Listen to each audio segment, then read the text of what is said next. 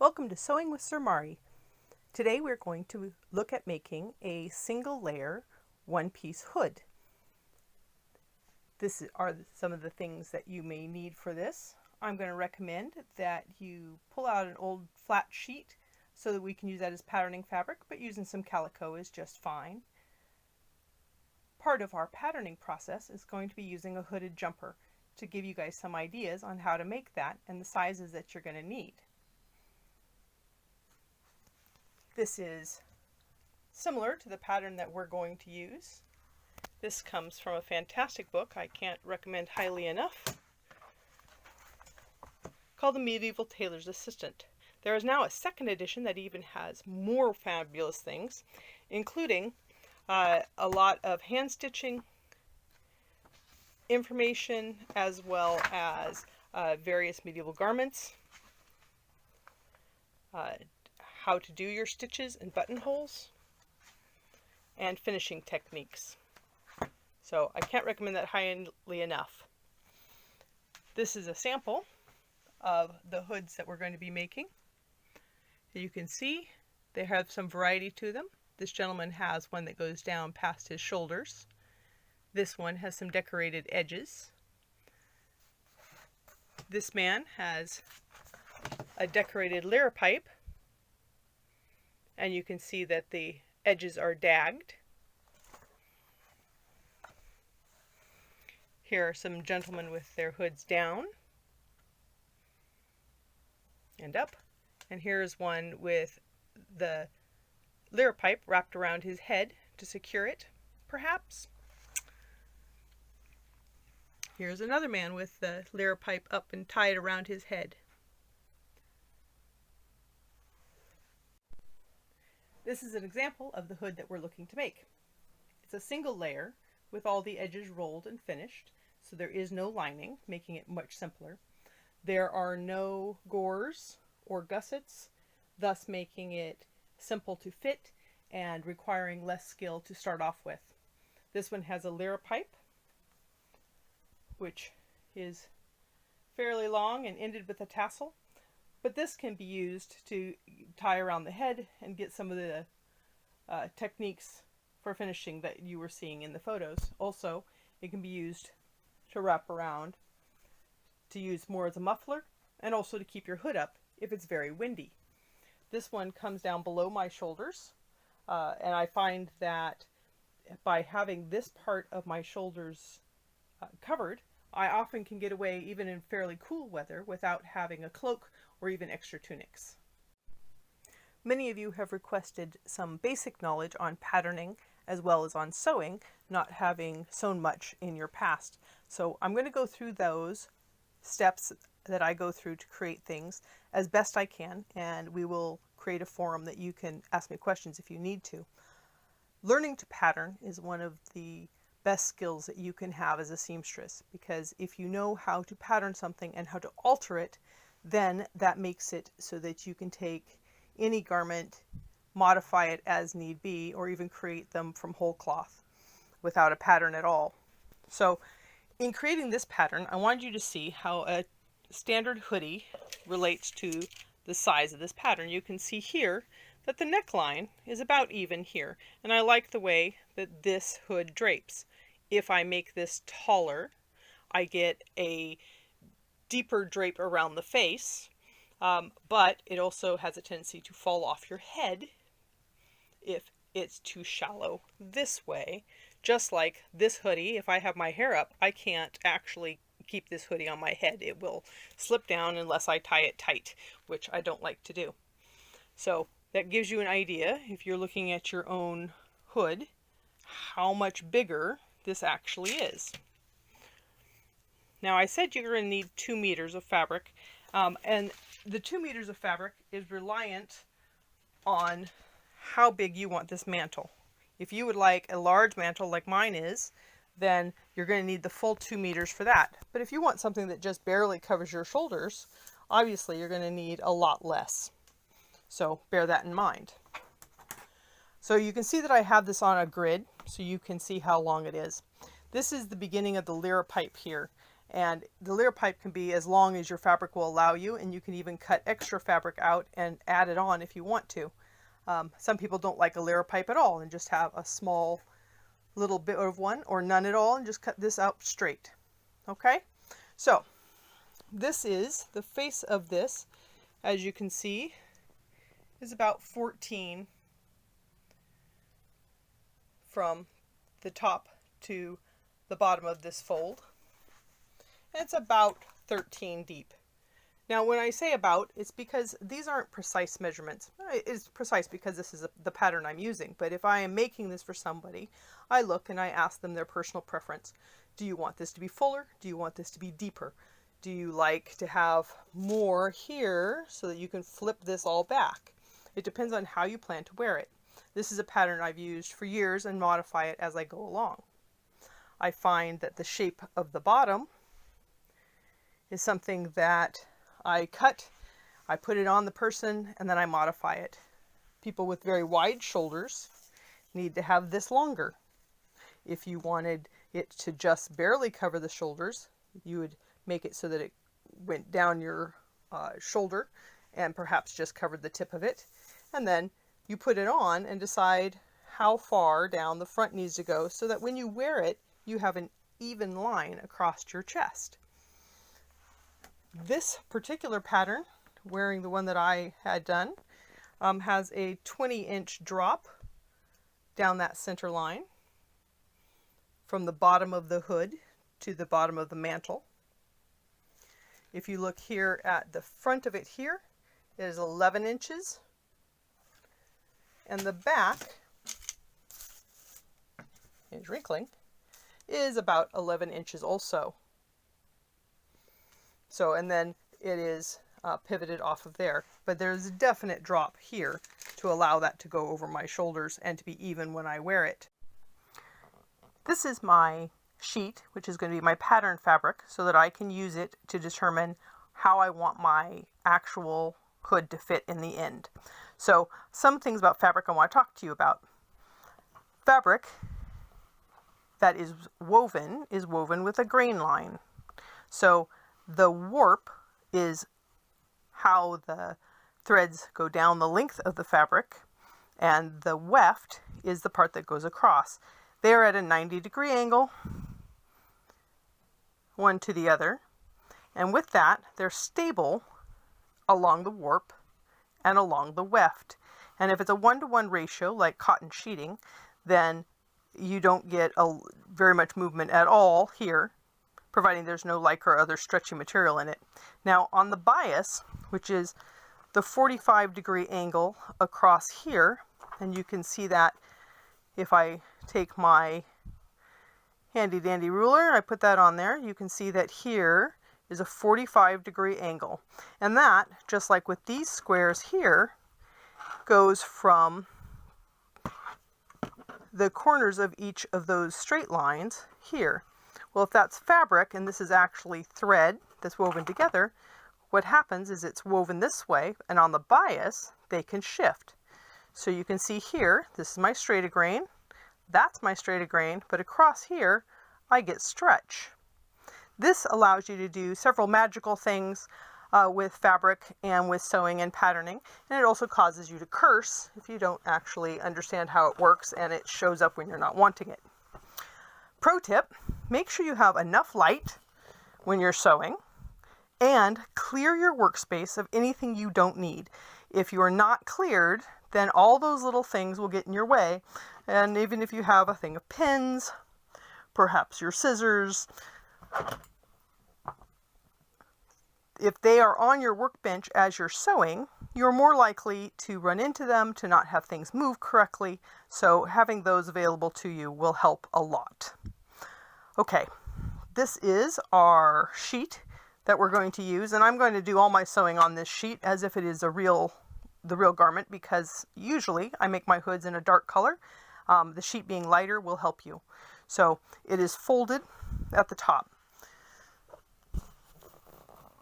here and fold it over. So this is a fold across the top, meaning I have one less seam. Now, if I was piecing this together, I could make that into a seam for my my garment. But we're trying to avoid having extra seams. Also, this is very flat because I just ironed it.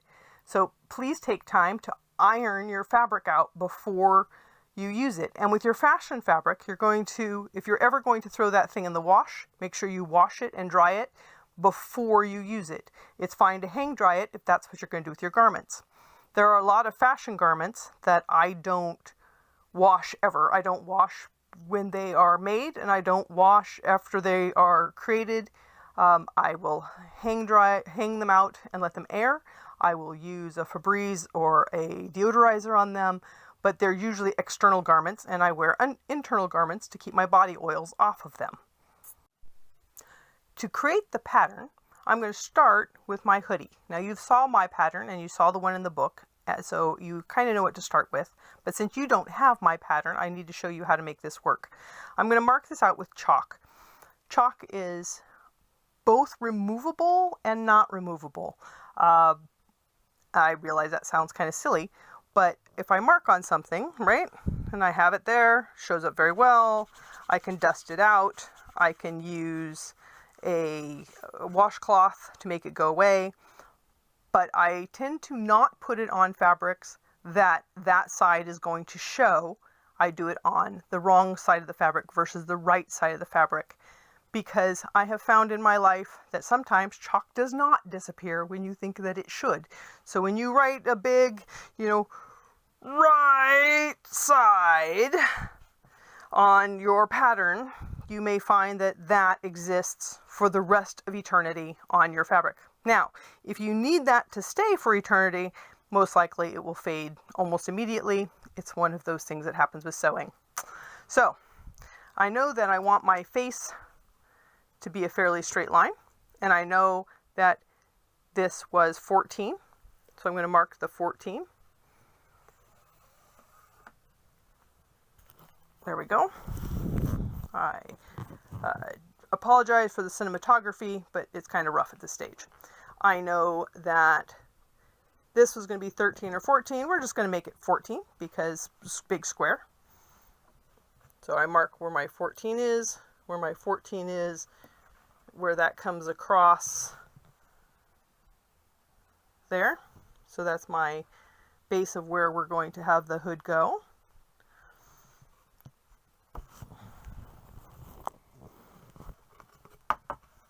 And you can use, if you have a ruler, fantastic. If you have a stick, fine. Any kind of straight edge will allow this to work. Having measuring stuff helps a lot. Okay, let me do that so the numbers are the right direction so that you guys can see what's happening there.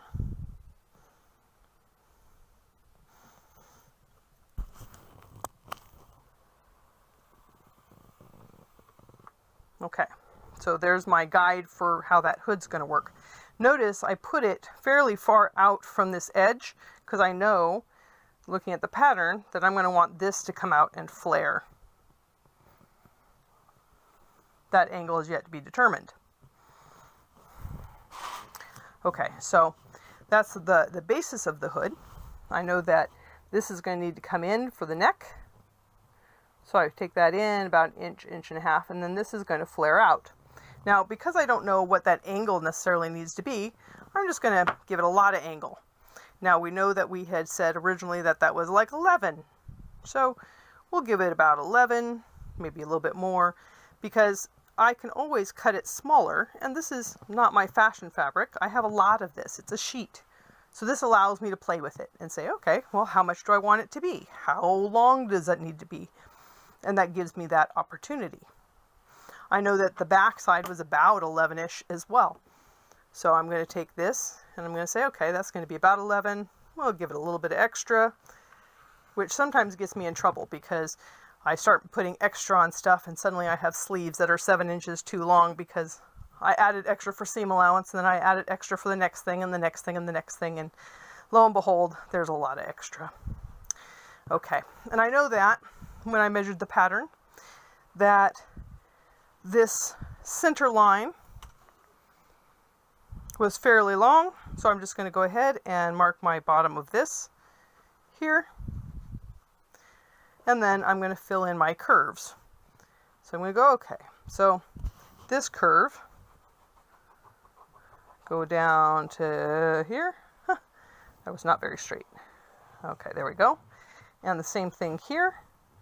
I'm just going to let this curve drop.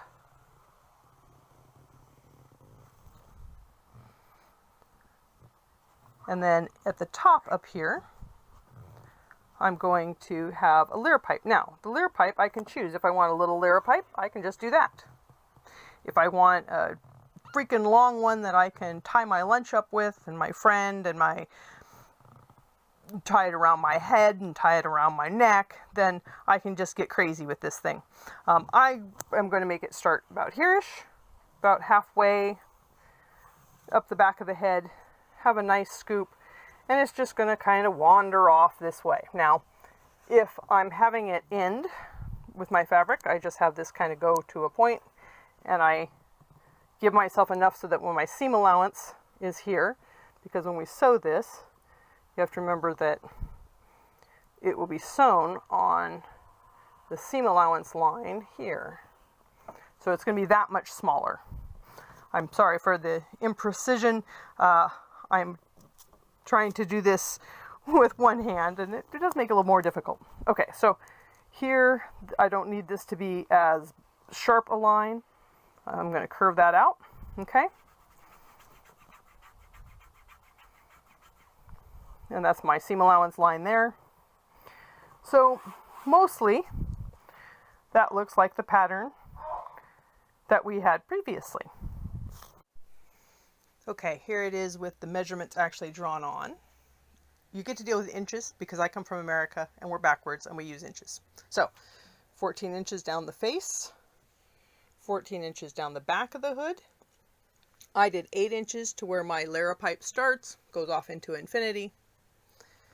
20 inches from this cross point down to my shoulder. 12 inches from my face to this front edge. 12 inches from this edge down to the base. And then the curves to join them up. So that's our basis for that. And we have a pattern. And in making up the mock-up, we get to determine if this pattern actually works for us or if there are things we want to modify. If you make it in your fashion fabric, you don't have that opportunity anymore because you can make it smaller. So if you make this at 14 and you decide you don't like it and you want to bring this whole thing up, you can do that. But if you make it 14 and decide you want it 18, you're going to have to add pieces, and that's going to make this much more complicated. And the point was to keep it simple. All right, so now we're going to cut it out. We have the option of scissors. A lot of seamstresses have a dedicated pair of sewing shears, and you see lots of jokes about don't use my sewing shears to cut anything else, or else I'll cut your heart out with them because you've already ruined them. Not an exaggeration. Most of us are very particular about our sewing shears, and we only cut fabric with them. You can get garbage scissors that are a couple bucks at the store, and they can be dedicated for other things. It's good, especially if you are in a house with multiple people, to have your sewing scissors marked in some way that you know that those are your special shears for only cutting fabric, and they will stay sharper and better over the years. I have several pairs of sewing scissors because I've been doing this for 4 decades. These are my paper scissors, which are good if I'm cutting out a paper pattern, if I am needing to cut the duct tape for some reason. I don't know why it rips, but if I was, then I have scissors that I really don't care. I paid $2 for them. One of my favorite tools is the rotary cutter. Now, these are fairly expensive, and if you think about it, the blades get dull, and then you need to replace the blade, and the blade's about $10 to $15 each. Now, they tend to last you pretty good unless you decide that you're going to roll over a pin, in which case they are immediately ruined, or, you can use them to do perforations, I suppose, but usually in cutting out fabric, that's not what we want. The other difficulty with the rolling cutter is that it requires to have a self-healing mat, which is another expense that you may not want to have to endure. The nice thing about sewing scissors is you can get them sharpened every few years and they will serve you very well. And you don't have to keep replacing blades. However, there are things with the rolling cutter that I really like the features of. And one of those things is that when you're cutting with scissors, by its very nature, it lifts the fabric. See how that lifts? Which means that the fabric can wiggle around, and when you get done cutting, your pieces don't match up because they have shifted just ever so slightly. Now, you can do things to prevent that anomaly and be aware of it, but often if that has happened, it leads to great frustration. With the rolling cutter, I get to cut it as it is, where it lays, and I can use, if I'm worried about it being slippery, now this is a cotton, it's not going anywhere, but if I'm worried about it being slippery, I can put some weights on it. And the other advantage is that I can use my straight edge to cut these straight edge parts. So for instance, here,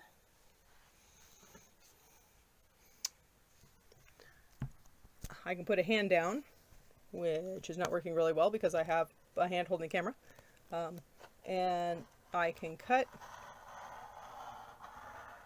right along that straight edge to get my nice smooth line to cut that out.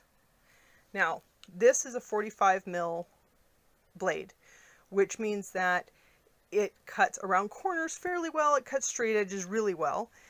It also means that in the thickness of fabric, that's as thick as it can be. And if you look on here, you can see that's a little bit over 1/4 of an inch.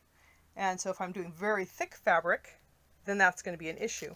But you see that this cut through these 2 layers, easy done, not a problem. They also come in 22 mil and 60 mil. With the 60 mil, it makes it very difficult to go around corners like this. But you can use a combination of tools. You can both use the rolling cutter to do your straights, and then when you come to this curve, if this is too tight, then you can use your scissors to cut that. Word of warning with rolling cutters, this is a rolling razor blade. It does not care who you are. It does not care what it cuts. It is happy to cut fabric as it is to cut you. If you put your hand down in front of it, it will gladly take a finger off. One of the difficulties comes when you have a hand down on this mat and that finger drifts off and you roll the cutter along and it takes your finger. I'm telling you this, not so you change your ways, but so I can say I told you so later. Because, you know, that's definitely a someone in my shop once story. And I'm not going to say it was me. It might have been, but it wasn't. It wasn't. So if I'm using the rolling cutter, I want to make sure I have no hidden pins under here. I make sure my fabric is smoothed out and doesn't have hidden wrinkles. I use the touch of my fingers a lot as I sew, and you're going to hear me say a lot of times that, okay, I'm feeling this underneath. If a piece of the fabric got flipped under, I can feel that that is flipped. I can feel that that is thicker than it should be. It lets me go, okay, something's going on there. Let me check it out, make sure I don't have anything under. That's another advantage to clearing your workspace, is that then you do not have to worry about accidentally cutting through things you shouldn't, like pins. Because you have a pin laying there, it gets underneath, you don't know, you roll across it and you're thinking, why won't this cut? And then your scissors are dulled, because it'll happen with scissors as well, or your rolling cutter is dulled. All right, I'm going to cut this guy out, and then we'll go on to the next step. Okay, the hood is cut out, and I've done some markings on it. This is marking my seam allowance. Now, you don't need to mark the seam allowance on your hood. I just wanted to put it on here so that you knew what it was doing and what areas you're going to actually sew. I like to use 5/8 or 1.5 mil seam allowance. I find it's a comfortable seam allowance because it allows me to have enough in the seam allowance to turn it if I need to, and it still allows me to go around my curves and things easily, whereas if I did like a 1 inch, that's too much and it becomes very bulky on the inside. If I do just a 1/4 inch or a 1 mil, then what winds up happening is that if there's any raveling or I need any extra leeway, I don't have it at the end.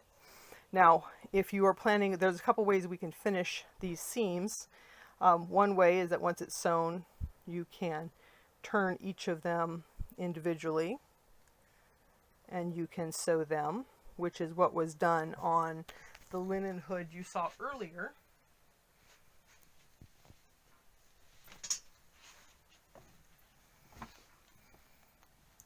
So you can see, oh, nope, I flat felled them. Never mind.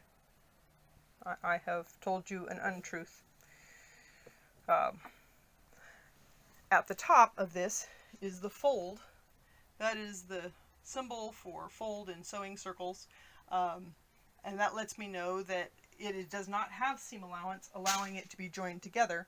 So I have a fold there, and obviously if my pattern is two-sided, since I'm using this as a mock-up for trying on, it has two sides, and so it has a fold on it, and I can see from the pattern that it's folded. But if I was making this for a friend also, I might cut along this top line, give half to them, and keep half for myself.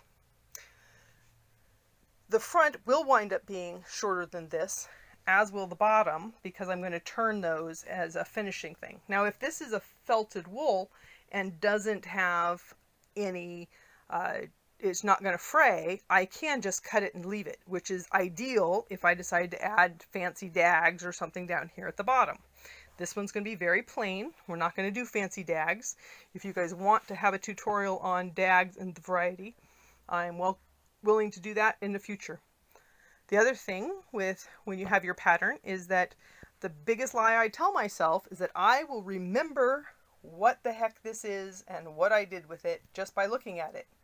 Well, I have discovered that that is another untruth.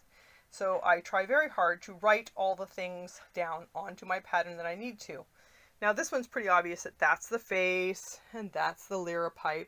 But sometimes if you're working with a little neck piece or you're dealing with something that is a bit more ambiguous, writing onto that it has, that this is the top and this is the bottom and this is the side and this goes to your shoulder. Anything that you're going to need to help you remember that later. Okay, so a word about pinning. When I'm going to take this to the sewing machine or even doing it by hand, I want to make sure that this is secured to itself. Now, in general, there's a lot of things I don't use pins for because I've been doing this for 4 decades. However, I do not recommend that for you. I recommend to use pins. Now, here's my disclaimer. Pins lie. What do I mean by that? I mean that if I put this here and then I put this in a project box and it shifts around, that pin is likely to fall out. This is likely to shift. So I need to check and make sure my pins are accurate. You notice that I put them perpendicular to the edge. That's because I'm going to be doing sewing over them. And as I get to them, this allows me to pull that pin without having to trample over it. Or if the needle of the sewing machine does go over it, it's one little bit and it'll likely miss it. Unless, of course, you're down to your last needle, in which case it will break. Because that's how sewing works. It is made of curtains and cussing, let me tell you. Okay, so perpendicular on the seams that I'm going to do. This is important because whereas this is straight a grain, if you remember correctly from our discussion about fabric, this is no longer the straight a grain, obviously, and it has some pull to it. So when I meet these up, this has some stretch. Now, if I don't have them pinned and I don't know where this bottom bit is, it is likely that the feed dogs may pull one side more than the other side. And I'm going to wind up having this be an extra up to an inch longer. And I go, why? I cut these the same, but if I don't make sure that they are marked to stay the same, they are likely to not be by the time I'm done. The other thing that I didn't do to this is that I could put notches into my pattern.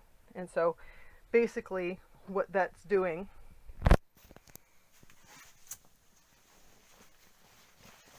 is, if this is my piece here, so instead of this being just the edge, what I do is this is my edge. I put a notch here, and I keep going. And then I know that when I sew it, that this notch needs to go to the bottom of it and also notch together. This is something that I do when I'm dealing with curves that are dissimilar so that they can line up, and I know how much I need to add extra pull to that or extra tension to that. This is going to be a bit tricky here because I need to sew around this corner, but not a problem. Now, if you are wanting to hand stitch this, or you don't have a machine and you don't want to hand stitch it, but that's your only alternative, there are lots and lots of tutorials online. You can use a tight running stitch. You can use a back stitch. A back stitch will lock this into place, and I'm not going to show you how to do those because the YouTubers have beat me to it. So take a moment, go look at your YouTubes, and I'm going to show you how to do this on the machine. I'm going to take a moment and talk to you about the sewing machine. If you are familiar with your sewing machine, happy with how sewing works for you, you can skip this section. But for the rest of you, let me give you a little bit of tutorial on the basics of a sewing machine. Most of them work very similar. Please read your manual because that's going to tell you all of the ins and outs of your actual machine. As you can see, this one's an Elna. It's a fairly basic machine, but it's a pretty good workhorse.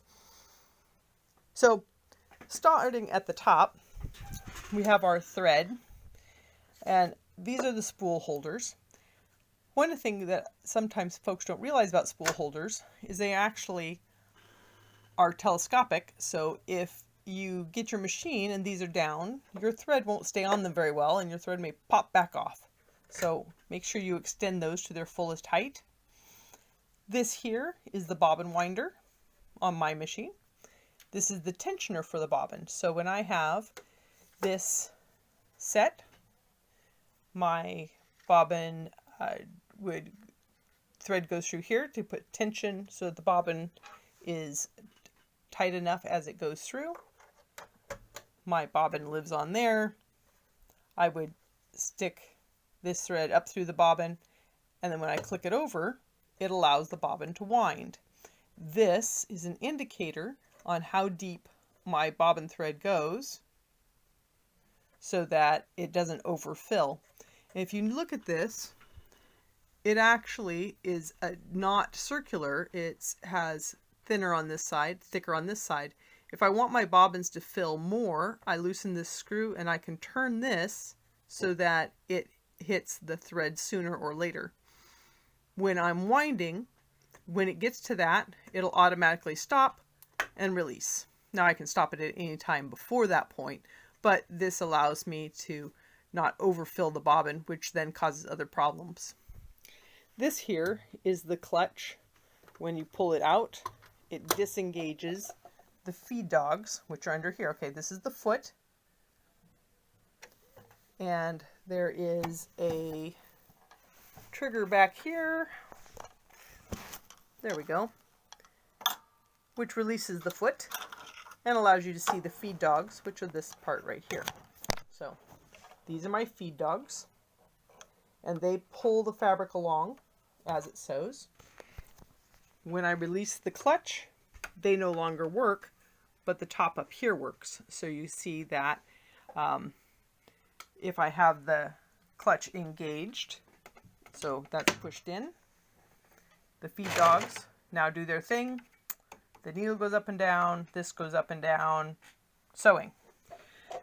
If I pull this out, now the feed dogs no longer do a thing. You can hear that it's starting to engage the bobbin winder, but until I click that over, the bobbin doesn't move. Now that it's clicked over, that will go zoom, zoom. Okay. When I'm done, I need to re-engage the clutch, and then by turning the clutch allows the needle to go up and down and the feed dogs to move again. And usually your first stitch lets you know that you haven't engaged your clutch again. Some machines do this automatically. This one's not very fancy, and this is a very common method that I have seen. Okay, so having seen that, the dials on here, fairly basic. This is the length of the thread, dun, da, da, just in case you forget. 4 is a very long stitch length.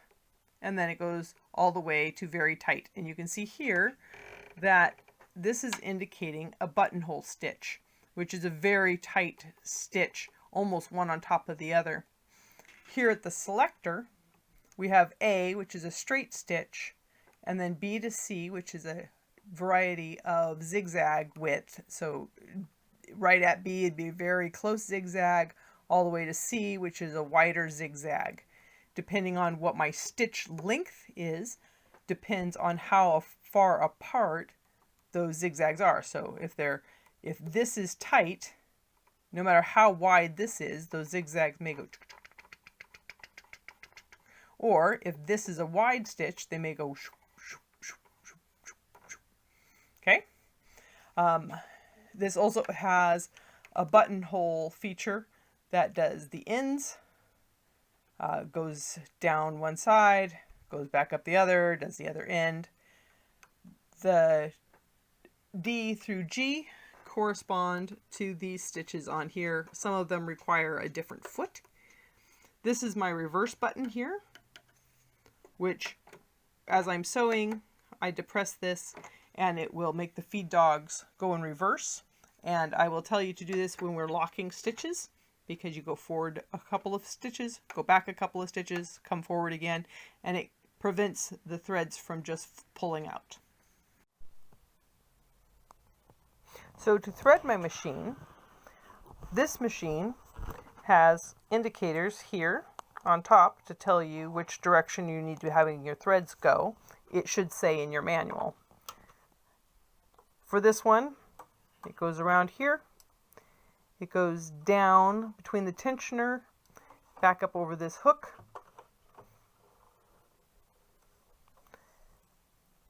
back down through here. So then you can see that there's a little hook here, there's a hook up here, and then it comes down through here, and it's going to go down through my needle. Okay, a word on the tensioner. This is two plates that are inside here that squeeze together. The higher this number, the more they squeeze together, the tighter my top thread is. And I'll show you an example of having it too loose and too tight. Now I need to put my foot back on.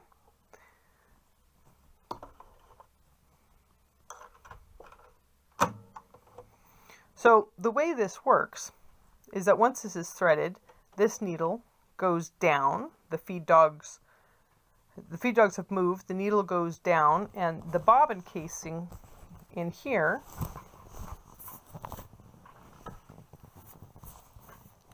see, this is your bobbin holder, okay, the bobbin casing, but the bobbin is in here and it's connected and it spins, and there's a hook that grabs the thread coming in and creates a loop. So you have them stitching together. So the needle comes down, the hook comes across and grabs that loop of thread and sticks your bobbin thread through it, and then this pulls back up. Essentially, this comes down, it hooks, it goes back onto the other side, and then comes down over here, hooks, and the feed dogs then move your fabric along. One of the most common reasons that a sewing machine is not functioning properly is because somewhere in that system it binds up. So your first defense in fixing your machine is to rethread it. Take the whole thing, all the thread out, take the bobbin out, rethread it. It's the equivalent of the computer, turn it on, turn it off, turn it back on, see if it works. Often that will take care of it. The other problem that happens is that the needle is bent, and so as it's going down, it is not hitting in accurately, or it is feeding the plate here and it's nicking it. You can see that this one has had a hard life and there are nicks here. I'm going to blame Yevon entirely for that. You also can see that on my feed dog plate that there are measurements. In my last video I said 1.5 centimeters is what I meant to say.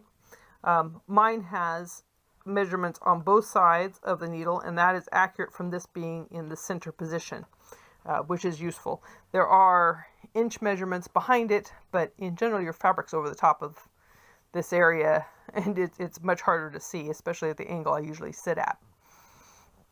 Okay, so I've run that through. I'm going to thread the needle.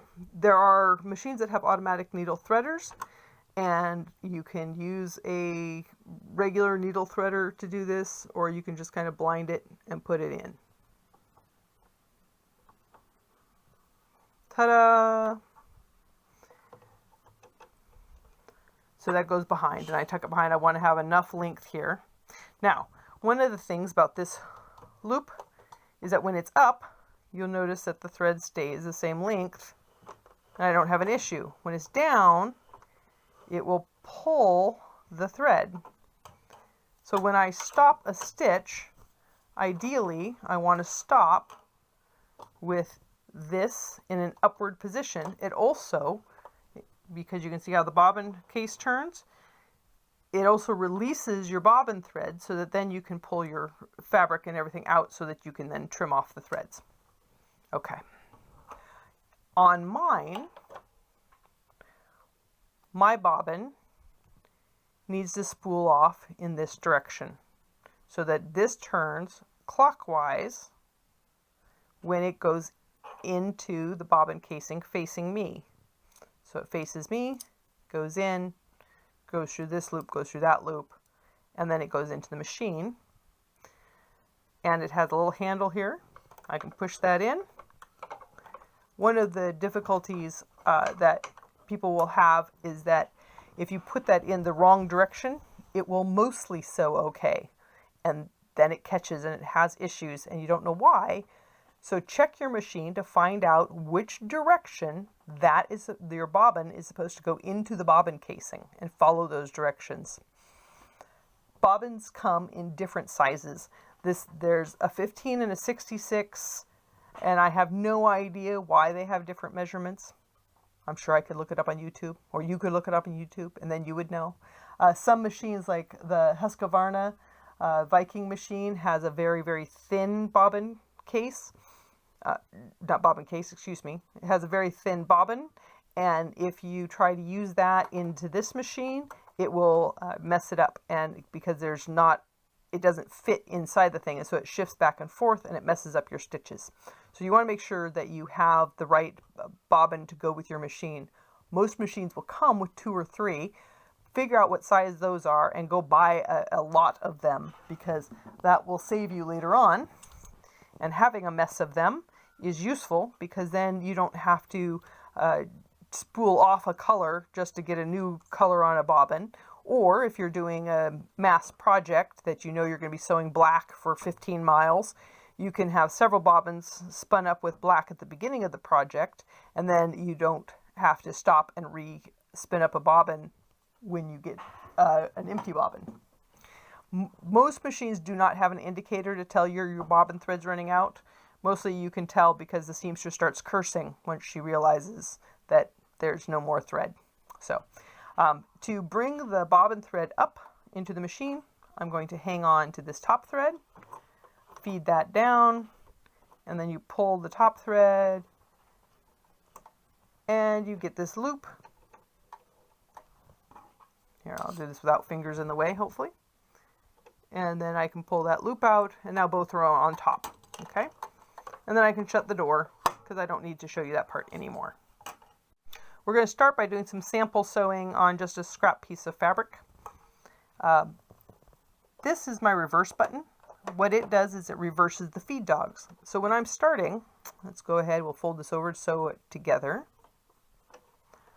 And if you're not familiar with a machine, I really recommend that you play with that for a few minutes before you start a project. Now, if I'm going to use my seam allowance at 15 centimeters, I want the edge of this to sit right here at the 15 mark. So that's where it's going to start. If I start with this up, my thread does not escape out my needle, but if I started with this down, it will. And again, cursing. So I'm going to go forward a couple of steps, and the feed dogs pull that through. Not if I have that on 0, it doesn't. All right, so I like that between 2 and 3. Ah, much better. Now we're moving along. Now, if I change this to a zigzag, let's do a mid-range zigzag, you can see that now my needle goes back and forth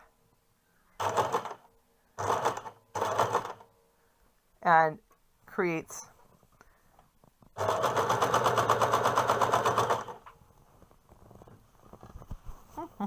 a zigzag, which is very useful for many things. Now we're going to go back to a straight stitch because I don't need a zigzag. And this is why we do a sample, because then we can know. Okay, so while I was busy trying to show you weird stuff, my material decided that it did not want to be together. So we're going to force it to be together again. Get that back online. Okay, now when I stop, I get to the end of my seam.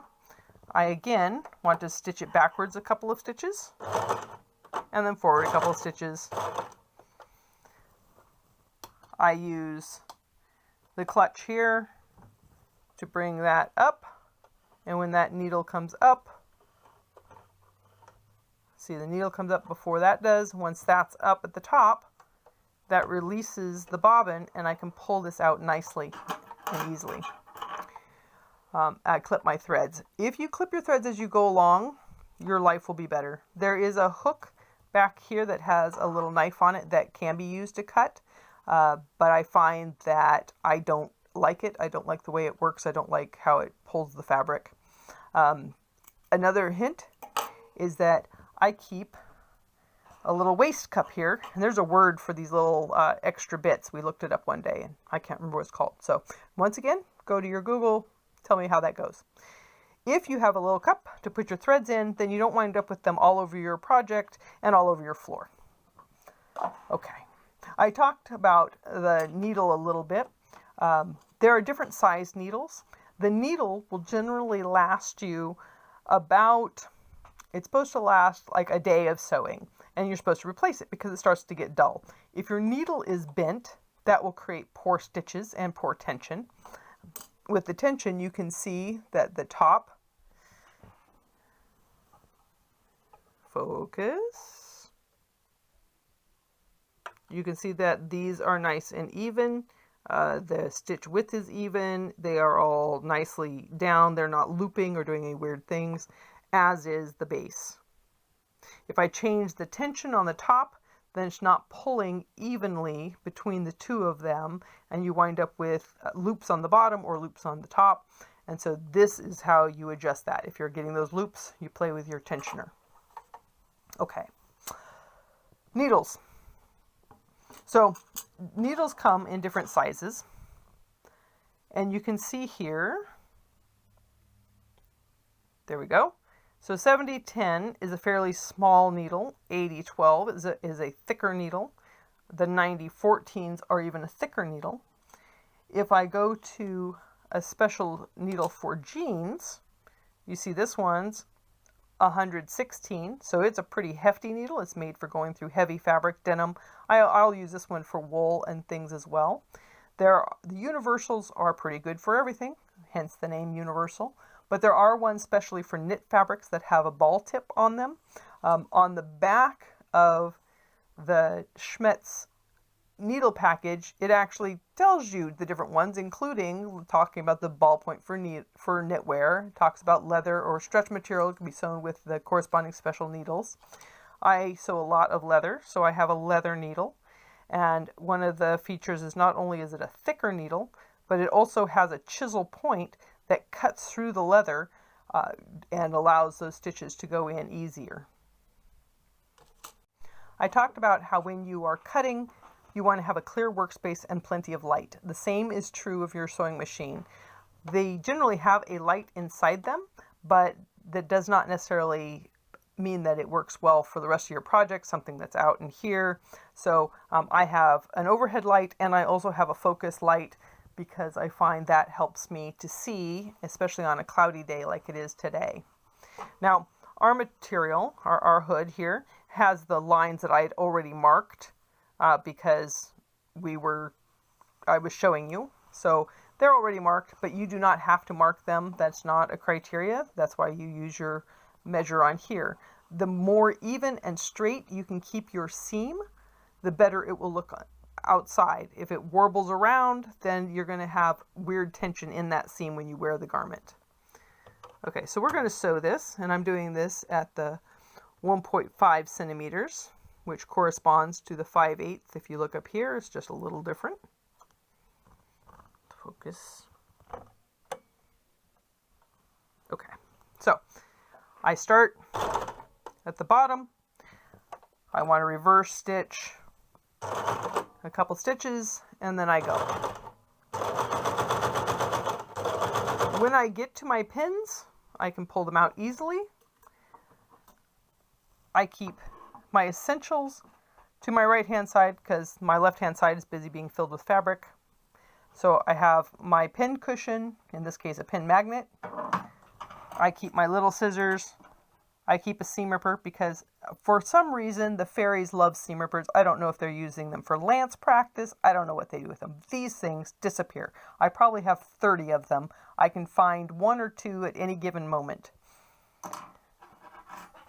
I have tweezers over here because that's a different project. Okay, so we sew along.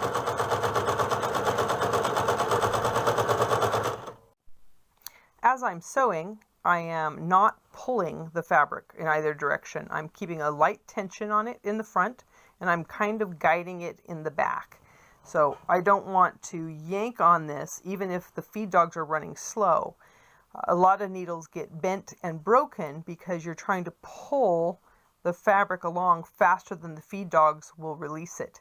And then it bends that you're trying to pull the fabric as the needle goes down, and it will actually bend or break your needle.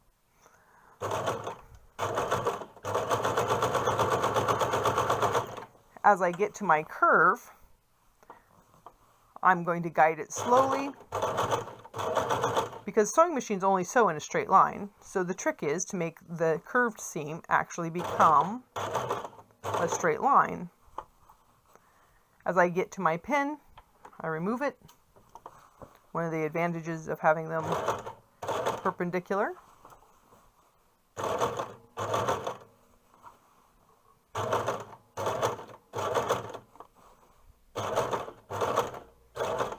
And when I get to the end of the seam, again, I go backwards and forwards. That locks that in place. I raise this up as I end. Clip my threads. Clip my threads from the other end. Put them in my waste bucket.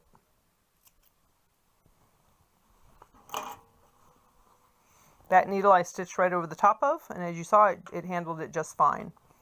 You can see that at 2.5, how wide these stitches are. Let's see if we can get you better light.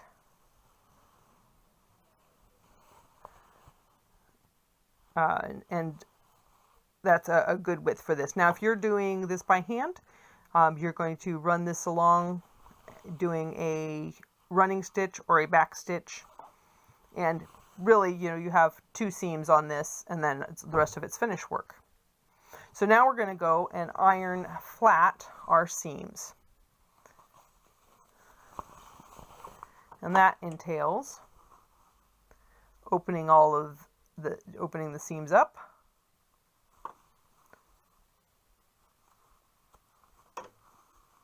And pressing them flat. There's a difference between ironing and pressing, even though we use the words interchangeably. With pressing, you're setting the iron down as opposed to ironing, in which case you're moving the iron back and forth. I do say iron when I mean press, so I will try to be better about that for your sake. But in order to press these flat, if I try to press flat this curve, it's not going to want to turn. So what I do is I clip the curve.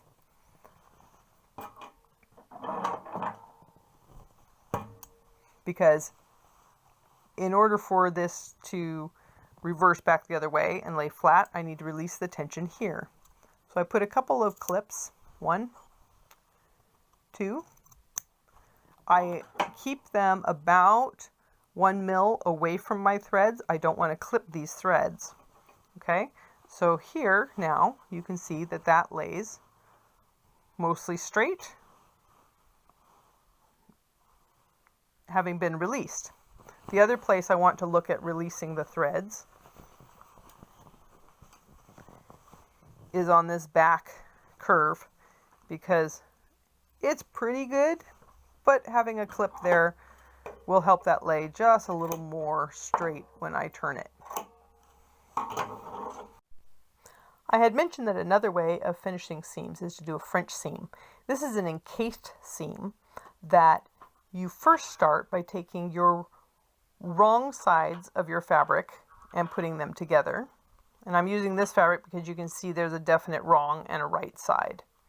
So I put my wrong sides together and I sew a narrow seam holding them together.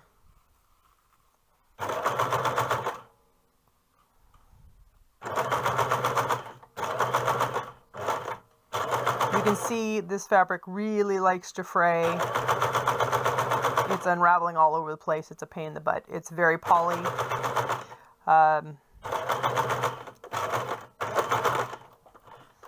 However, it serves the purpose of showing you this.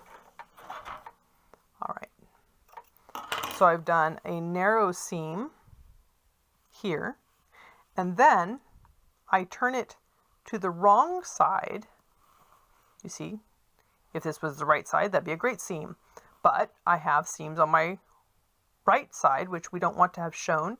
So then what we do is this gets folded and ideally pressed. We're just going to finger press it.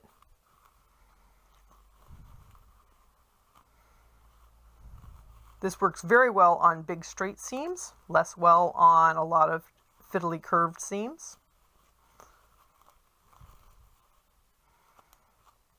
So I turn it and I finger press it, and then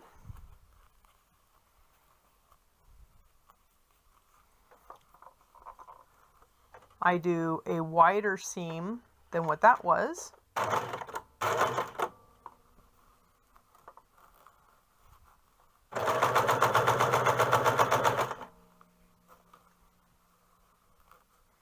I need to maintain this edge of the seam. I don't want it to roll because I don't want my little seam that I did on the inside to poke out when this is turned the right way around.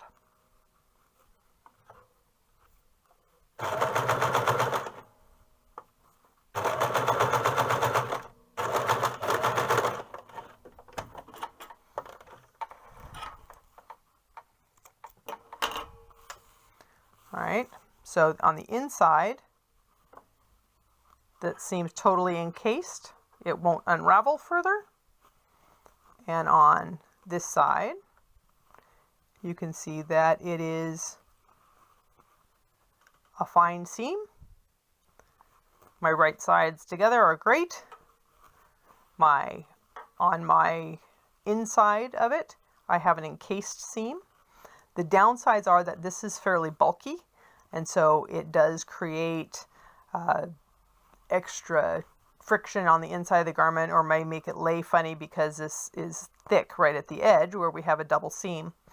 I can also, if I decide I want this to lay flat afterwards, is I can press it to one side, and I can either go through and hand stitch it down so that I don't show a lot on the other side. I managed to pull my thread out while I was talking to you.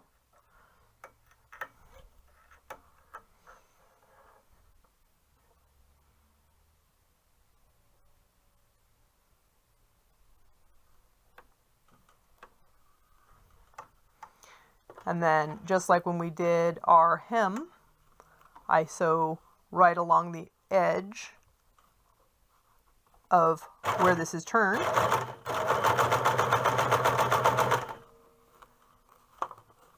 I use my fingers to make sure that the underneath is laying flat.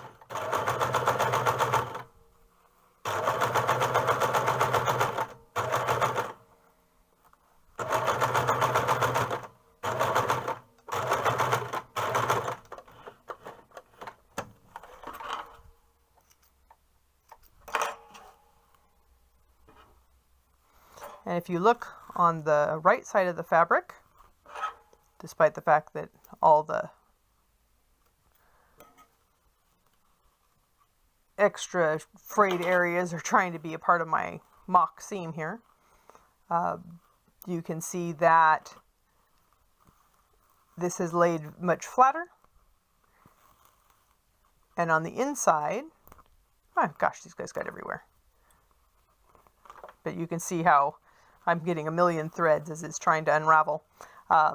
So that lays nice and flat. It's a very strong seam because now it's not relying just on this thread here. This works really well for making armor and for doing things that require extra durability. Your jeans have a seam similar to this that they fold over the seam allowance and sew it down. So you can see now that this is flat and is not going to cause you as much bulk or turning. Now we're going to press open the seams on the hood. This is the back of the hood here with the liripipe. And we're going to press open the seam and make it flat. I'm going to use the pointy end of my ironing board to do that. And I will open this up and drape it over the end. This allows the rest of the fabric away from the seam to drape away and not get pressed into wrinkles. So I'm going to open the seam up and I'm going to use the pointy end of the iron to help push this seam open. And using my fingers, I'll open it. I want to be careful with a steam setting because if I'm on a high steam setting, the steam will literally roll off of this and use the seam as a launching pad to hurl it directly into my fingers, which is not pleasant. Be careful. We cannot go to the ER. We're all having coronavirus, so you don't want to go there. Okay. So you can see here where it's starting to get bunched up because this only goes so far into the hood. I have a couple of options as I get here to open up the rest of this. There are a couple of different commercially made options. One is to use a ham, and this is good for curves and mostly for if you are doing the seams on like the breast curve of a dress. This allows you to press that in.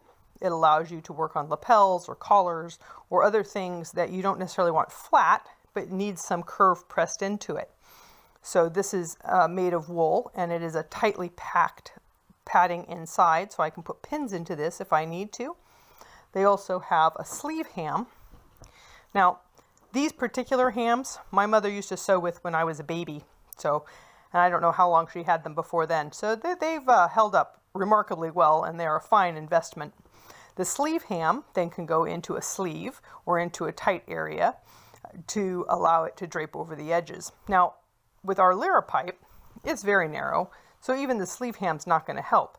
So one of the things we can do is use a dowel or a piece of PVC piping, in this case, to go into that. So I've pressed this up to where I can get into it with the ironing board. And now I'm going to use my dowel and just feed that into the liripipe. Lay that flat.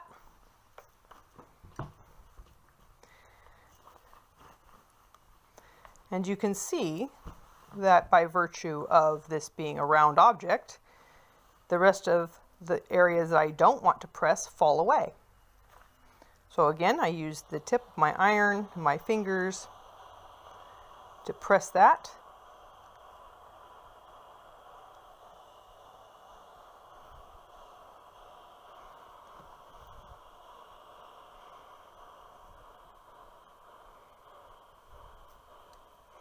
Again, I use the touch in my fingers to make certain that I'm actually getting this completely flat, that I'm not winding up with fabric bunching up underneath, which is part of the reason that it's important to touch it. And here at the end, we don't go quite all the way, so I'm just going to give that a little bit of press, but you can see that what happens then is I wind up with a pressed area here that I can take back out, but this is a effective way of getting in there. Okay, so one of the reasons we press seams open is it gives a much cleaner look to your seam. So here's the seam that we just pressed open, and you can see how flat it lays. Now we haven't pressed the front yet, so when you look at the front, you can see how this bells. By pressing that, it makes it a much cleaner line.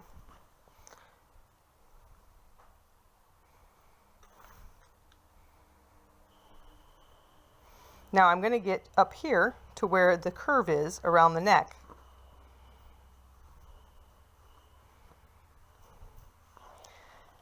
And in order to get around this, I want to raise it up.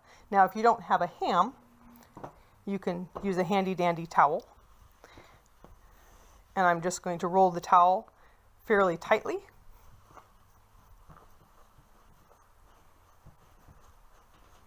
And I could put a rubber band or something around that to keep it in place, but you know, we've got only a few inches.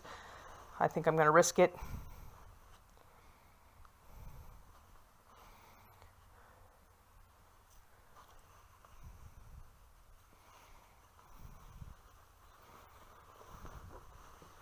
Open that up. Again here, this falls away from the curve, and because we've clipped this, it's going to allow it to lay flat.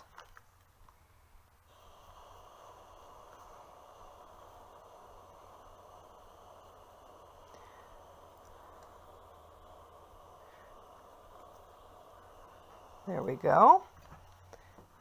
So now, if you look at the right side of the fabric, you can see that this lays nice and flat. If I'm concerned about the wrinkles here, now that they've been pressed, I can go back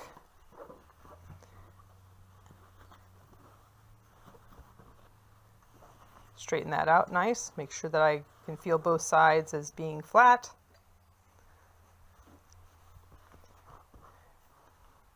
And I can press out that little bit again. A word about ironing and pressing. This is on a steam setting, as you can tell, and I know that my heat is appropriate for my fabric. If you are using a polyester or a non-natural fiber, you want to definitely test your iron in advance, because you probably need to have it much cooler than you would for a cotton or a linen or even a wool. The cotton, linen, wool settings tend to be fairly high, and you can use steam with them. If you haven't washed your fabric, be aware that if you are steaming it, you can shrink it. Now with wool, this is a plus and a minus, because then we can manipulate the fabric by the use of pressure and steam, and that's a whole nother video. Once I have pressed my garment, I want to let it sit for a moment and cool so that it holds the edges that I've pressed in. Sometimes I'll just leave it sit on the ironing board for a moment. Now my ironing board has a nifty thing that I have not seen in Australia, and that's an actual sleeve board that is a part of the machine. So this slides up, slides under the machine for storage, or excuse me, the ironing board, and it slides up and is sturdy because of how it's held here. And that also allows me to get into areas that are fairly narrow, like a sleeve, without having to have extra devices at hand, because my ironing board has it as a part of it. So you can see that we have, this has now been turned right side out. All of our writing and chalk marks and the like are on the inside. Now, if this is your pattern, you do not necessarily have to go through all the efforts to press this unless you just want practice. Because I'm going to do this as pretending it is my fashion fabric and having it be my pattern at the same time, if it is the pattern and your mock-up, you do not have to get crazy about all your pressing. At this point, you can go directly to trying it on and deciding how long you want to have the shoulders, deciding if the head is the right size for you, if you need to bring it in. I wanted to show you here where we clip this, how the clipping allows that to lay flat. So if we take a peek under its skirts, as it were, you can see that as this goes around the curve, these split where we cut them, and it allows it to lay flat. And here on the other side,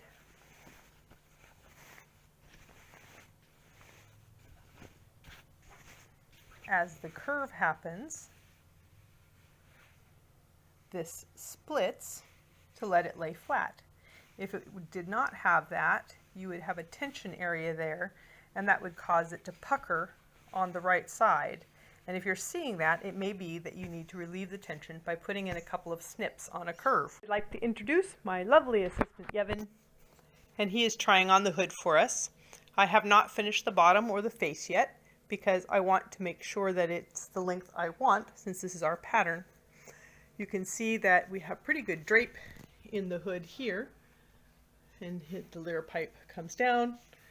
This is nice. You need to have a little extra bulk here in the neck because you have to be able to get the head through it, since we're not doing this with an other opening down the front. We can look at this hood and say, okay, do we like the way that this sits? If it's finished, it'll be slightly shorter. But if we flip it back, do we like the way that works? It's hard to do this with one hand, sorry guys. Yevon will flip it back. So it gives an opportunity to flip it back if he wants it to have a little bit more substance around it. This is fairly close fitting into the head here and into the neck. We make a decision, is that enough? Is it too big? If it's too big, we will make our pattern smaller here on top for next time. I'm liking the fit of this. I have no problems with it. It does give you an idea that how this pattern will fit. We look at the length of the mantle, and if you turn slowly, you can see it's fairly even all the way around. Little bit of a dip up right here, so I may want to make this a little more shallow here, because you can see that this is a higher than here. So that would take off some of that 20 inches that we had as our original. So I'm going to mark that there. Now, if I decide that this is just really, really too long and I want to have the entire mantle only be at this level, then I can have him turn and I can remark all of this and I can cut it shorter. I can also leave this pattern long and just have marks in it that show me at what level I want to have it cut for different hoods. So I can use one pattern and have it marked in different with different lines, so that I know that I have a single pattern that can work for a short hood or a long hood, because the top of it works fine. Another way I can make sure it's even, other than just eyeballing it, is I have this industrial ruler, which is 60 inches. Again, this is an American thing, so you probably find one that's 1.5 meters. And I can stand with him and I can say, okay, I want to have this all at about 52. And so I mark, and then I have him turn, and he stops, and we mark it at about 52. So there's you can eyeball it, you can mark it from the ground, you can have a piece of string that you run from the ground up, however that needs to work. All right, I have trimmed the bottom of this, and now it is even. I have also added an extra line here, so if I wanted to make it shorter, I have a line marked on my pattern that could be shorter. I did notice that this is a little tight here. You can see these tension lines showing me that it might be a little small for his shoulders, in which case I could add extra flare here to my future patterns and have this flare out just a little bit more, giving me more space across here. If this isn't a bother or something that's an issue as far as he feels is fit and doesn't feel overly tight, then I can leave it. but it's good to be aware of. That also gets rid of if I give a little bit of extra zhuzhing to there, and suddenly, we're good with that, and it takes away those tension lines because I've now moved the area that was tight into a smaller area of his body. If you could turn. So you see how this all sits fairly well. We have our secondary line, and I've only put it on one half of it because it's going to be the pattern, and that way I have that for future use. If I was planning to do anything fancy with it, doing dags or anything like that, then I may want to mark like the center shoulder. I may want to mark a quarter spot here where it actually sits on him, so that when I am doing the fancy decorations or embroidery or whatever I'm doing on it, that I know how it's going to fit on his body for those to work. So once you've done your fittings, you're going to turn your hood back inside out, and you're going to cut it out of your fashion fabric, laying out all of your seams so that you can see where that seam allowance is going to be. A word of note, this distance here needs to be the minimum of the circumference of the head that you're trying to put it on. Now, this from seam allowance to seam allowance is 11.5 inches, which means that it's going to fit a 23-inch head.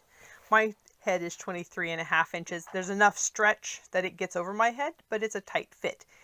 If you have someone who has a very large head or a very large nose, then you may want to make this just a little bit bigger here so that it can fit over their head better.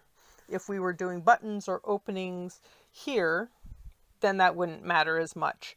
But because this is just a one-piece pull over the head hood, then you need to make certain that that is big enough in the smallest distance to fit over your subject's head.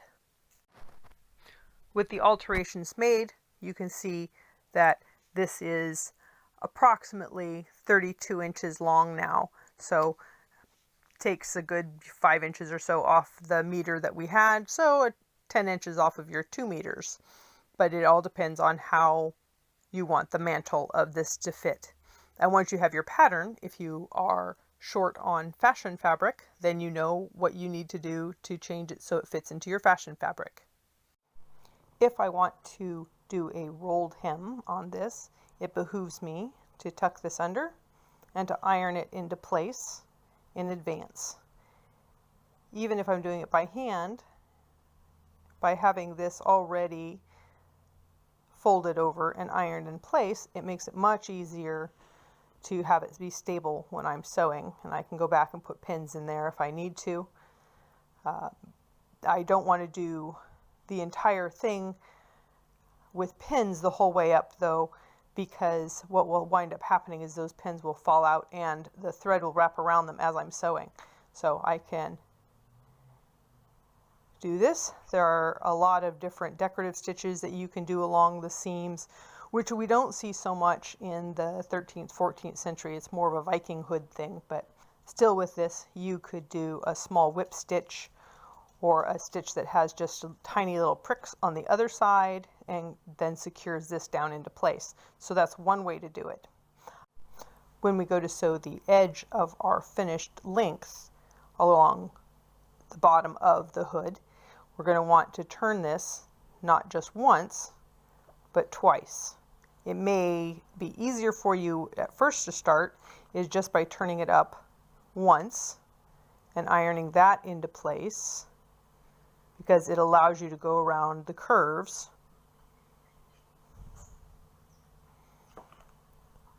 And then to roll it up once more. You want to try to maintain this perpendicular, because especially here where you have the very steep curve, you're going to have a tendency to pull this along and then you get a bias stretch. So by folding it 90 degrees, and then letting the heat press in this spot where it gathers together, because you see how this is bowing. Okay, I want to maintain that, but I just use I'm not ironing, I'm pressing, I'm pushing down on it, and that allows this to push together the fibers and become smaller, even though the outer edge, of course, is bigger than the inner edge. So what we're trying to do is compress these threads together so that this will lay flat. You can see here where it wrinkles a little bit as it compresses, coming around for that first bend. The wider I make this hemline, the more difficult it will be, because then the difference in the ratio between the outside edge being larger and the inside edge being smaller, since this is circular, that means that I have to put more material into a wider spot, into a narrower spot. So I want to keep this fairly thin. And if I fold it over again trying to keep this perpendicular, and I let this be pressed in. And if you wind up with a actual fold in it, then you can play with that to bring that edge in. If you've made this a felted wool, it's not unraveling. You don't have to do any of this part. And you can make very cool dags. But that's a video for another day. There are ways to do it with a woven fabric like this that's going to fray, and it involves a lot of lining and a pain in the butt. But it is possible, and I have done it, and sometimes it's fantastic. Okay, you can see how that lays in very nicely. And if you want to keep it to stay, you can throw in a couple of pins. If I give it a moment to cool, it will hang on to this crease much better than if I do not. If I iron over my pins, I will get lines from where the pins are, so I want to be careful about that. And remember that heat transmits through metal, and so you wind up having very hot pins, so give them a moment, don't touch them. Once you're happy with your pattern, then you can cut it out of your fashion fabric and proceed to sew it together and clip your seams and press them and get them to the point that we were at. Now, if I'm going to do machine sewing for my hemlines, the order of operation is first, I want to make sure that these seams are secured and finished. So if I was going to hand sew these, I would go through and hand do those bits. And if I decide I wanted to machine the hem because it's long and I don't want to take the extra time to do it by hand, then I'm taking this after it has been ironed, rolling it twice,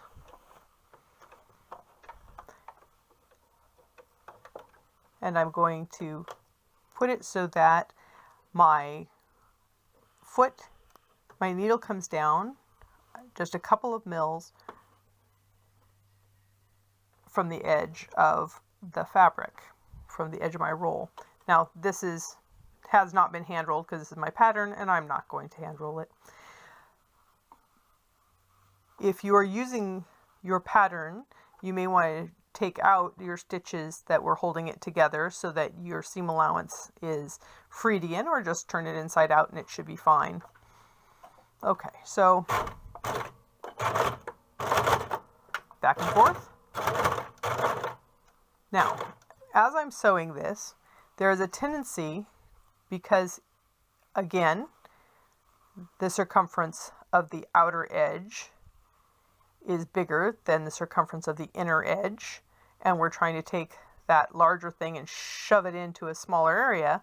So you can see that this has some bowing to it, and so I need to do what's called easing, and Neva will tell us that easing isn't easy, but we can make this work. So I want to keep this perpendicular, so as I fold this, I'm folding it straight along from my edge 90 degrees, and then I can add a little bit of tension, and I'm pulling this bottom bit to make it a little longer, and I've used my iron to press this so that it will compress a little bit.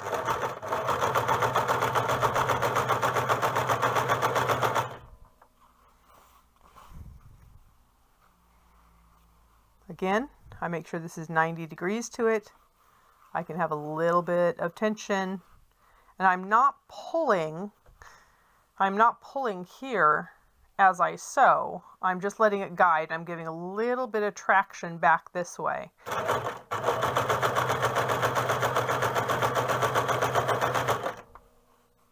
And again, I fold it so that this is at a perpendicular angle.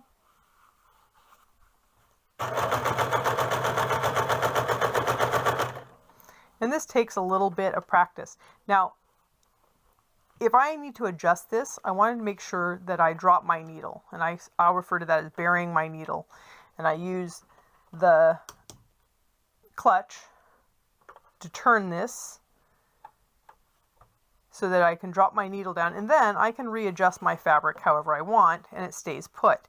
If I don't do that, then if the needle is up, when I decide to adjust this, so I go to adjust it, but then my needle isn't going to fall right back to where it was.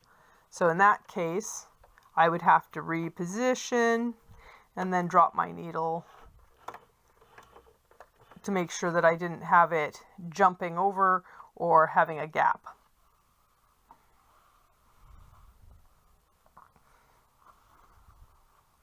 Now as I come around the shoulders of this, that's where the curve is steeper, and I need to be careful to not let this twist, because there's a tendency to pull this down in order to get this to be flat.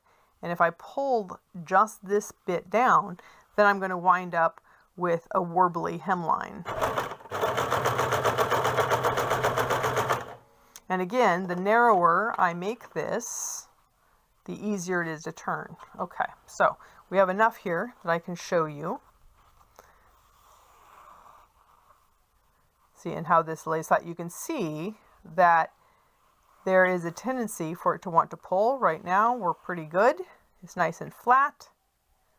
I have a single line of top stitch on the outside. Now, if you're trying to make it so that there's no top stitching showing, that means that you need to do a different hem method, and by hand is by far your easiest and most period way of doing it.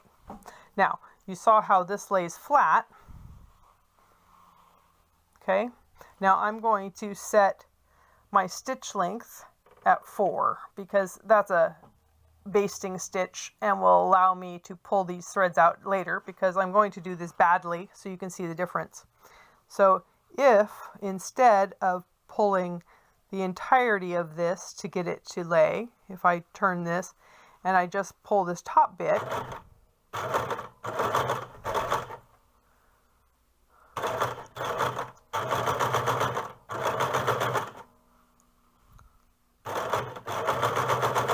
whereas it seems to lay in just fine,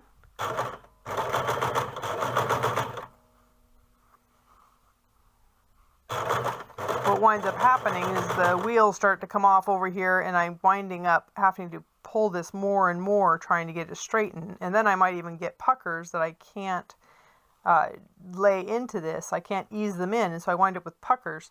But if you look at what's happening here, you can see that it's stretching.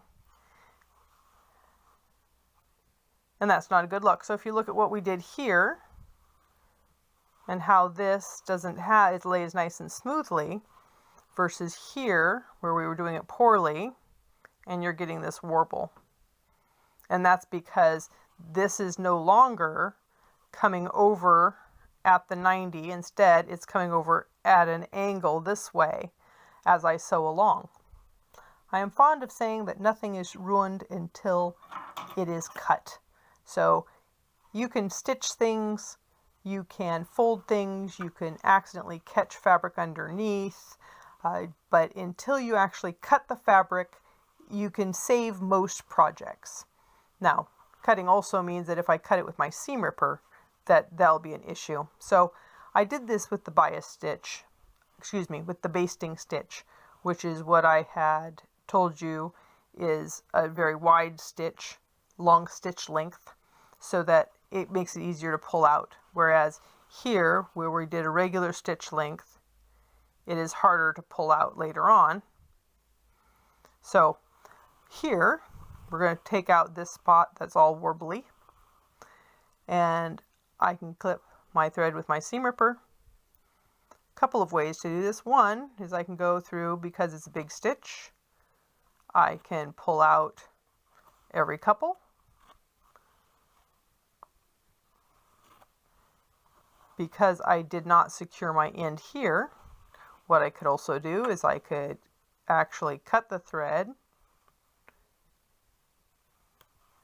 every couple of inches, and then I can pull it out. And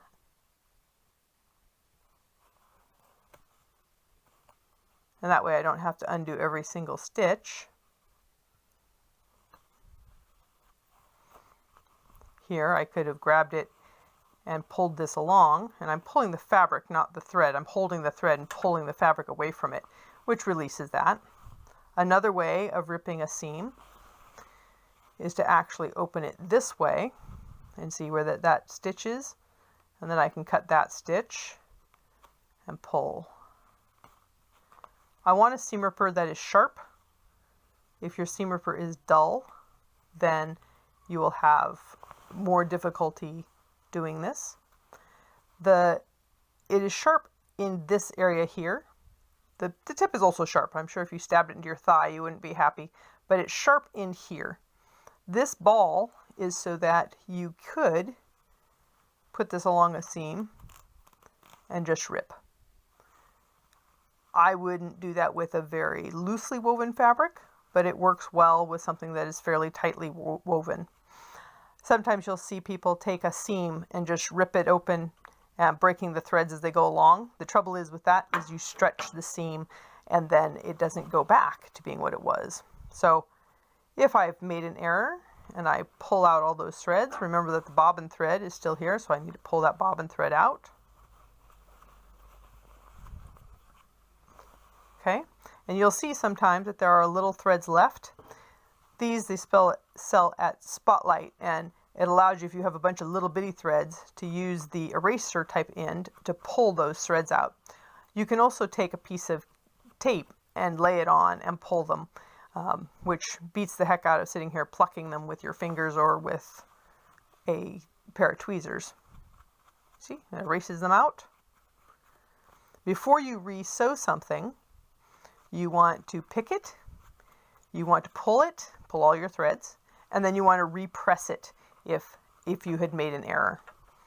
In this case, I purposefully pulled this tight so that we would have issues, and now I can just fold it back over and maybe throw a few pins in as I go along so that I don't wind up pulling this and causing the warbling that you saw earlier. There you have it, a one-layer hood.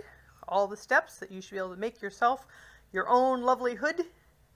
I hope you enjoy, and we will use this as a building block for our next project. Sew well!